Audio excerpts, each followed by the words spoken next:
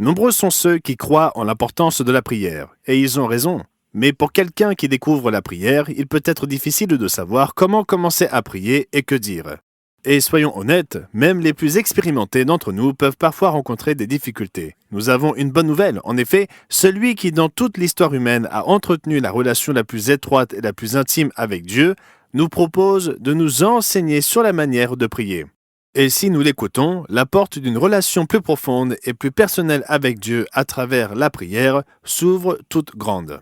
Rejoignez-nous dans cet épisode du Monde de demain et laissez Jésus vous apprendre à prier.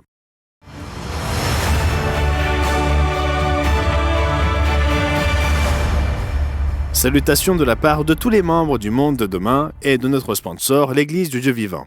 Communiquer avec notre Créateur par la prière est l'une des disciplines les plus fondamentales et les plus enrichissantes de la vie chrétienne. Et il n'y a pas de plus grand maître de cette discipline que le Fils de Dieu, Jésus-Christ. Nous avons le privilège de vous présenter aujourd'hui ces enseignements sur cette question essentielle. Toutefois, un sujet aussi important mérite bien plus d'instructions et d'explications que nous ne pouvons en fournir dans une émission aussi brève. Peu de choses sont plus importantes qu'une communication régulière avec votre Père céleste. Pourtant, la prière ne coule pas de source. Après tout, nous ne pouvons pas voir Dieu. Lorsque nous prions, nous n'entendons généralement pas sa voix nous répondre. Parfois, quand nous prions avec ferveur, nous avons le sentiment que Dieu est dans la pièce avec nous, et d'autres fois, nous avons le sentiment que personne ne nous écoute. L'existence de la cacophonie des confessions chrétiennes n'arrange pas les choses, car elles enseignent tant de choses différentes sur la prière. Certains recommandent de prononcer des prières mémorisées, d'autres recommandent de prier via des intermédiaires tels que des anges ou à tort prétendus saints. D'autres suggèrent que les prières les plus puissantes sont prononcées dans des langues insolites que personne ne comprend.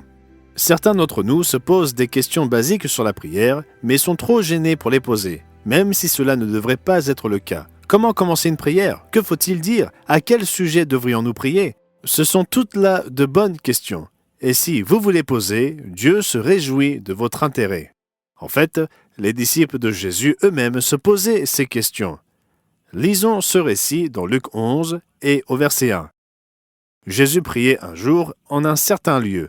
Lorsqu'il eut achevé, un de ses disciples lui dit « Seigneur, enseigne-nous à prier ». Comme Jean l'a enseigné à ses disciples. Il leur a ensuite enseigné, et puisque sa réponse à leurs questions a été transcrite pour nous, cela signifie que l'enseignement de Jésus a été aussi consigné à notre intention. Et il n'y a pas de plus grand maître de la prière que Jésus-Christ lui-même. Nous lisons plus de détails sur ce qu'il a enseigné dans le récit parallèle de Matthieu. Nous le voyons au chapitre 6, à partir du verset 5. Il est dit « Lorsque vous priez, ne soyez pas comme les hypocrites, qui aiment à prier debout dans les synagogues et au coin des rues pour être vus des hommes. Je vous le dis en vérité, ils ont leur récompense. » Il ne dit pas que la prière publique est mauvaise dans certaines circonstances. La Bible contient de nombreux exemples de prières publiques, y compris de la part de Jésus lui-même. Mais il dit ici que nous devons nous garder de considérer nos prières comme un moyen d'impressionner les autres ou de se sentir supérieurs. Au contraire, nos prières régulières et quotidiennes sont censées être privées entre nous et Dieu. Il explique plus en détail à partir du verset 6. « Mais quand tu pries, entre dans ta chambre, ferme ta porte et prie ton Père qui est là dans le lieu secret, et ton Père qui voit dans le secret te le rendra. » Remarquez que Jésus suggère de trouver un endroit privé pour votre prière habituelle et régulière. De cette façon, votre prière est une affaire entre vous et Dieu seul. Cela ne veut pas dire que prier avec son conjoint ou ses enfants est inapproprié, bien au contraire. En fait, prier avec les enfants est une merveilleuse façon pour eux d'apprendre à le faire eux-mêmes. Mais encore une fois, la prière n'est pas un spectacle. Il s'agit d'une communication intime avec notre Créateur. Jésus ajoute un autre élément important dans le verset suivant. En priant, ne multipliez pas de vaines paroles, comme les païens, qui s'imaginent qu'à force de paroles, ils seront exaucés. On ne construit pas une relation intime avec quelqu'un en répétant des mots tels un perroquet. La prière est une véritable communication avec Dieu et non une sorte de rituel routinier que nous récitons avec les mêmes mots à chaque fois. C'est un peu ironique car le passage qui suit est souvent appelé la prière du Seigneur, laquelle est répétée par beaucoup comme si la répétition des mots exacts, tel un script, constituerait la façon correcte de prier, telle que Jésus l'a enseigné. Cette approche contrevient à l'instruction même du chapitre entier, sans parler de l'ensemble des exemples bibliques. En réalité, ce que Jésus leur donna dans les versets qui suivent et ce qu'il nous donne représente une prière modèle, une prière dont nous pouvons nous inspirer pour savoir comment prier nous-mêmes. Et dans la prière modèle que Jésus a utilisée pour enseigner à ses disciples, nous trouvons 7 éléments indispensables dont nous devrions également nous servir dans nos propres prières. Alors si jamais vous avez voulu apprendre comment commencer à prier, ou si vous avez prié Dieu depuis longtemps mais que vous aimeriez comprendre comment améliorer vos prières pour vous rapprocher encore plus de votre Créateur, Jésus-Christ est sur le point de vous l'enseigner. Maintenant, plongeons-nous dans son modèle de prière pour apprendre ce que nous devons faire. Remarquez d'abord comment Jésus commence la prière. Poursuivons notre lecture dans Matthieu chapitre 6 et le verset 9. « Voici donc comment vous devez prier. Notre Père qui es aux cieux. » Arrêtons là pour un moment, parce qu'il nous a déjà appris quelque chose d'important dans ces quelques mots. Remarquez que Jésus s'adresse directement à Dieu et dirige sa prière à son Père céleste. Il ne débute pas en exprimant ses propres besoins, désirs ou envies. Il se concentre sur Dieu et il l'appelle Père. Une prière est un appel à notre Père céleste. Elle est ancrée dans une relation avec lui. Et remarquez-le aussi, c'est une prière adressée directement au Père, ce qui enseigne qu'il faut passer par des médiateurs, prier des anges ou des saints imaginaires dans les cieux, contredisent la parole de Dieu et l'exemple et les instructions de Jésus lui-même. Dans plusieurs passages, Jésus parle de demander directement au Père. Ailleurs, l'apôtre Paul nous dit avec insistance « Approchons-nous donc avec assurance du trône de la grâce de Dieu ». La promesse d'un accès direct à Dieu. Ceux qui vous enseignent à prier à des êtres inférieurs à Dieu vous trompent, même en toute innocence. Il faut les ignorer complètement. Bien sûr, Jésus est au ciel, et lui aussi est Dieu. Nous voyons l'exemple du martyr Étienne dans la Bible, priant à Jésus de recevoir son esprit juste avant sa mort. Le Fils de Dieu est Dieu, tout comme le Père est Dieu. Ensemble, ils forment la famille de Dieu. Pourtant, il y a une raison pour laquelle la prière d'Étienne reste une exception dans les Écritures. Nos prières doivent avant tout être adressées à Dieu le Père, comme l'enseigne Jésus. Le fait de s'adresser directement à Dieu, notre Créateur et notre dispensateur de la vie, au tout début de nos prières, en plaçant notre attention sur lui et non sur nous-mêmes, nous aide à placer notre esprit à la bonne place dès le départ de notre prière. L'élément suivant de la prière modèle que Jésus nous enseigne permet d'approfondir cet état d'esprit. Poursuivons dans Matthieu 6 et le verset 9. « Notre Père qui es aux cieux, que ton nom soit sanctifié. » Dans la prière modèle, Jésus nous enseigne un autre élément qui doit être présent dans nos prières, louer et honorer Dieu. Sanctifier le nom de Dieu, c'est le considérer comme saint et le traiter avec un grand respect. Le nom de Dieu représente son caractère, sa bonté et sa majesté. Jésus s'adresse à son Père céleste et une fois encore, plutôt que de se lancer dans l'énumération de ses désirs ou de ses besoins, il commence par le louer. Dans nos prières, nous devrions passer les premiers instants à réfléchir à qui nous nous adressons, en le mentionnant et en le remerciant pour sa bonté et sa miséricorde, pour sa puissance et sa gloire, en nous adressant à lui d'une manière qui témoigne que nous sommes conscients qu'il est saint, juste et parfait, toujours vivant, toujours aimant, toujours sage et toujours attentif à sa création. Comme l'appelle Ésaïe 57, verset 15, « Car ainsi dit celui qui est haut élevé et exalté, qui habite l'éternité et duquel le nom est le Saint. » Commencer nos prières en louant Dieu nous aide à relativiser nos propos et nos demandes. Cela nous fait penser à la grandeur de celui qui écoute nos prières afin que nous restions respectueux et humbles. Cela nous rappelle qu'il a le pouvoir de répondre à nos prières, mais aussi qu'il est infiniment plus sage que nous et que nous pouvons lui confier nos fardeaux, sachant qu'il sait mieux ce qu'il convient de faire au sujet de nos demandes, qu'il sait quand y répondre par un oui ou même par un non.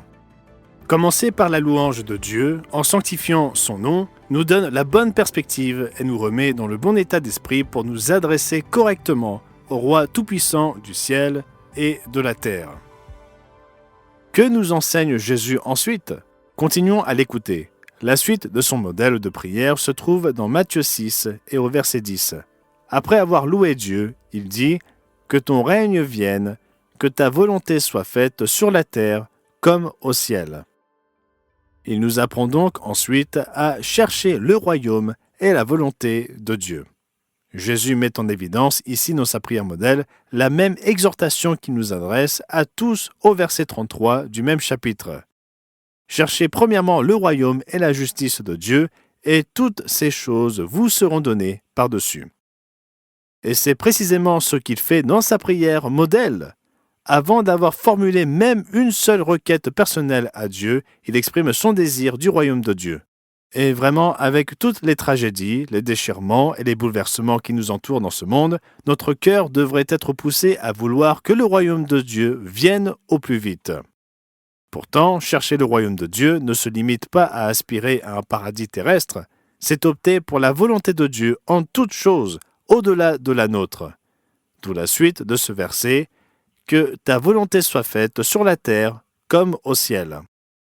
Jésus nous dit que dès le début de nos prières, nous devons exprimer à Dieu que nous recherchons sa volonté plus que la nôtre. Nous voulons que son royaume prévale, pas le monde qui nous entoure, et nous voulons que sa volonté soit appliquée et accomplie dans ce monde, et pas la nôtre. Cet aspect de nos prières peut inclure prier pour la prédication de l'évangile du royaume de Dieu, prier pour la présente émission et son succès par exemple, et prier pour l'humilité, la force et le courage de mettre en pratique dans nos propres vies ce que le royaume aidera au monde entier à faire. Donner la priorité à la volonté, au désir et au projet de Dieu plutôt qu'au nôtre. Jésus lui-même a parfaitement illustré cette attitude dans le jardin de Gethsémani avant sa crucifixion lorsqu'il a dit « Toutefois que ma volonté ne se fasse pas, mais la tienne ». Exprimer à Dieu dès le début de nos prières que son royaume compte plus pour nous que ce que ce monde actuel offre et que sa volonté est plus importante que notre propre volonté aide énormément notre état d'esprit, nous permettant de lui soumettre nos requêtes personnelles dans une attitude qui témoigne de notre confiance en sa capacité à agir dans notre vie et dans les affaires du monde. Continuons dans Matthieu 6 pour voir ce qu'il dit ensuite. Poursuivant son modèle de prière, il dit au verset 11 « Donne-nous aujourd'hui notre pain quotidien ». Ici, nous voyons Jésus nous enseigner à reconnaître que nous dépendons de Dieu pour subvenir à nos besoins quotidiens. Remarquez en passant que, jusqu'à présent, près de la moitié du modèle de prière a été axé sur Dieu, sa grandeur et sa bonté, son royaume et l'importance de sa volonté en toutes choses, plus encore que la nôtre. Cela fournit le contexte de cette demande qui reflète notre besoin de lui afin de pourvoir à nos besoins quotidiens. Bien sûr, il ne s'agit pas seulement de pain. Nos besoins peuvent être très variés, notre santé, nos finances, notre travail, notre famille. Nous avons des besoins à de nombreux niveaux. Nos proches ont eux aussi des besoins. En tant qu'aliment de base de la vie, l'utilisation du pain dans la prière modèle aide à symboliser tout ce dont nous avons besoin physiquement. Il y a beaucoup de choses à remarquer dans cet élément de la prière. Il montre à Dieu que nous ne considérons pas nos besoins quotidiens comme acquis. Nous nous tournons vers lui pour qu'il nous les fournisse chaque jour, sachant que lui seul a le pouvoir de le faire. La demande est également empreinte d'humilité. Il ne s'agit pas d'une vie de luxe, de loisirs et d'extravagance. Il s'agit plutôt d'une demande pour les choses dont nous avons vraiment besoin pour nous soutenir. Et c'est une demande quotidienne, reconnaissant que le lendemain, nous nous présenterons à nouveau devant lui pour demander les besoins du jour. Ce n'est pas que nous ne puissions pas demander à Dieu de réaliser nos espoirs et nos rêves. Dieu est un Père, et tout bon Père aime entendre les souhaits et les désirs de son enfant. Cependant, la prière modèle nous enseigne qu'en fin de compte, nous ne contentons que Dieu comble nos besoins plutôt que d'être obsédés par nos désirs. L'accent que nous avons mis au début de notre prière sur la bonté et la bienveillance de Dieu nous aide à avoir la foi que lorsque nous formulons nos demandes, il les entend et les prend au sérieux. Et nous pouvons avoir confiance dans ces promesses, telles celles que nous lisons dans Matthieu 6 et au verset 33, et nous pouvons croire que si nous plaçons sincèrement son royaume au premier plan de nos prières, comme Jésus nous l'a enseigné, alors nous pouvons aussi croire que toutes ces autres choses nous seront données par-dessus. Mais nos besoins sont bien plus que matériels, comme nous allons le voir. Poursuivons au verset 12. Après avoir demandé notre pain quotidien, le prochain élément de la prière modèle est le suivant. Pardonne-nous nos offenses, comme nous aussi nous pardonnons à ceux qui nous ont offensés. Nous ne devons pas considérer notre position devant Dieu comme acquise. Jésus nous enseigne à demander à Dieu de pardonner nos péchés. Et nous en avons besoin. Romains 3, verset 23 nous dit que tous ont péché et sont privés de la gloire de Dieu. Et 1 Jean 1, verset 8 dit que si nous disons que nous n'avons pas de péché, nous nous séduisons nous-mêmes et la vérité n'est point en nous. Cependant, si nous avons été baptisés et avons reçu l'imposition des mains de la part d'un ministre de Jésus-Christ, alors le sang du Christ, l'agneau de Dieu, efface les péchés que nous avons commis, alors que nous cherchons Dieu avec repentir et avec un cœur désireux de se détourner du péché. Si vous souhaitez en savoir plus sur ce que signifie se tourner vers Dieu dans la véritable repentance, l'un de nos représentants peut prendre contact avec vous. Il vous suffit de mentionner votre intérêt lorsque vous demandez la brochure gratuite d'aujourd'hui sur la prière. Cet élément de la prière modèle nous rappelle que nous ne considérons pas le pardon de Dieu comme acquis. Nous demandons à Dieu de continuer à nous laver par le sacrifice du Christ. Notez également que Jésus lie notre propre pardon à notre volonté de pardonner aux autres. Nombreux sont ceux qui ignorent ce fait à leur risque et péril spirituel. Le Christ s'explique un peu plus loin dans Matthieu 6, versets 14 et 15. « Si vous pardonnez aux hommes leurs offenses, votre Père céleste vous pardonnera aussi. Mais si vous ne pardonnez pas aux hommes, votre Père ne vous pardonnera pas non plus vos offenses. » Jésus explique que si nous voulons vraiment être pardonnés de nos péchés, nos torts et nos fautes, nous devons pardonner à ceux qui nous ont fait du tort. Et si nous trouvons cela difficile, ce qui peut certainement être le cas, demander à notre Père céleste de nous aider à pardonner aux autres est un ajout approprié à nos prières. Après tout, en matière de pardon, c'est lui l'expert.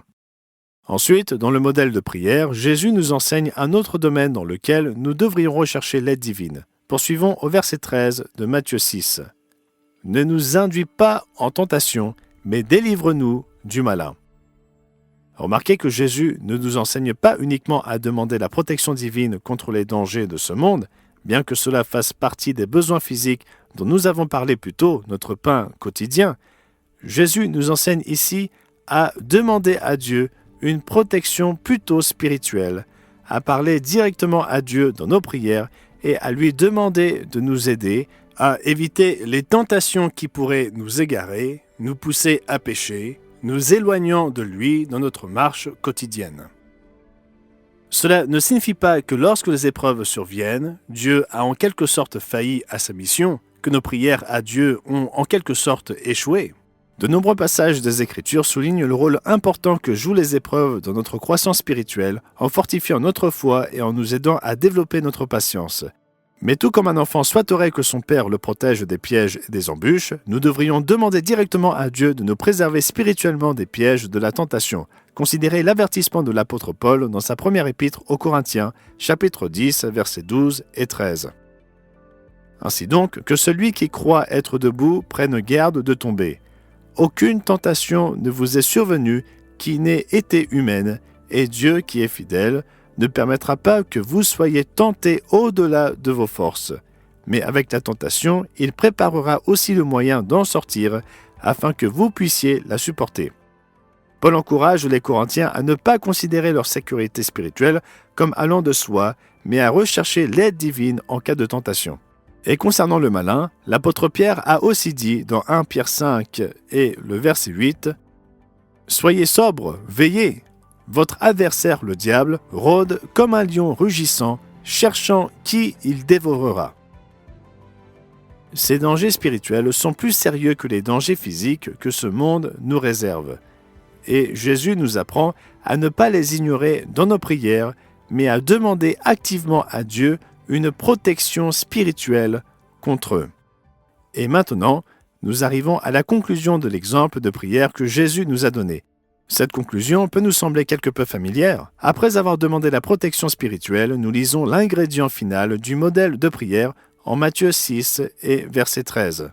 « Car c'est à toi qu'appartiennent, dans tous les siècles, le règne, la puissance et la gloire. Amen. » Rappelez-vous comment, dans la première partie du modèle de prière, Jésus nous a enseigné à nous focaliser sur Dieu et non sur nous-mêmes, et sur le royaume de Dieu et non sur le monde actuel qui nous entoure. Et ici, à la fin, il nous enseigne à terminer notre prière comme elle a commencé, en louant la grandeur et la gloire de Dieu. De telles paroles offrent une perspective essentielle. Lorsque nous entrons en prière, notre tâche est de placer notre esprit sur des réalités d'en haut. Même dans nos demandes physiques apparemment banales, nous cherchons à les faire avec une perspective spirituelle. Et nous terminons nos prières en nous concentrant à nouveau sur Dieu, sa grandeur et son royaume. Cela nous aide à garder cette perspective plus élevée et plus profonde, même après avoir terminé de prier à genoux devant Dieu. C'est la sensibilisation spirituelle que nous tirons après nous avoir présentés devant lui dans la prière, comme l'a fait notre Sauveur il y a 2000 ans. Et lorsque nous prenons conscience de la grandeur divine dans la prière et dans la vie, toutes les autres choses s'arrangent également dans une juste perspective. Il n'y a rien de plus important dans cette vie que de construire une relation avec Dieu. Jésus-Christ le savait. Il a veillé à ce que cette prière modèle soit enregistrée pour toujours, non seulement pour enseigner et guider ses disciples au 1er siècle, mais aussi pour enseigner et guider ses disciples au 21e siècle.